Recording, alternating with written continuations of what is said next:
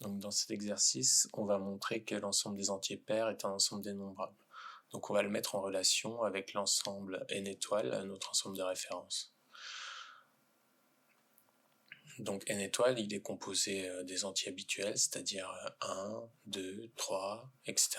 Et 2n est composé des entiers pairs, donc 0, 2, 4, 6, etc. Donc on veut mettre en relation ces deux ensembles avec une bijection. Et ce qu'on va remarquer, c'est qu'il y a une relation naturelle ici qui apparaît, qui est que 0 c'est 2 fois 1 moins 2, 2 c'est 2 fois 2 moins 2, 4 c'est 2 fois 3 moins 2, etc.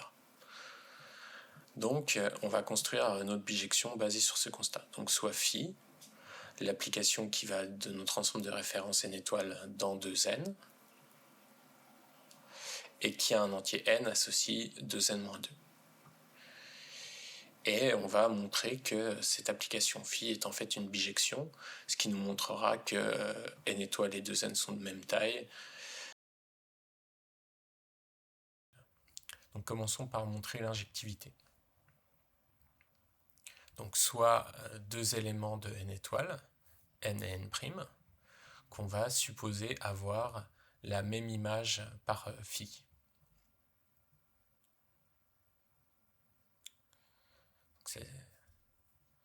Donc ça implique à partir de l'expression de phi que 2n-2 est égal à 2n'-2.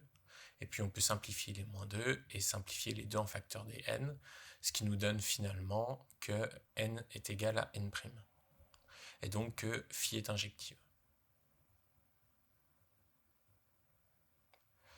On va maintenant s'attaquer à la surjectivité.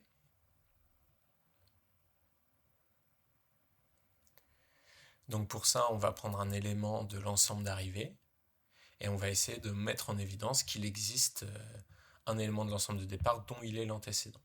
Donc soit y appartenant à l'ensemble des entiers pairs. On a donc que y étant pair, c'est égal à 2n pour un certain n dans l'ensemble des entiers. Et puis on veut écrire 2n comme l'image d'un élément de notre ensemble de départ.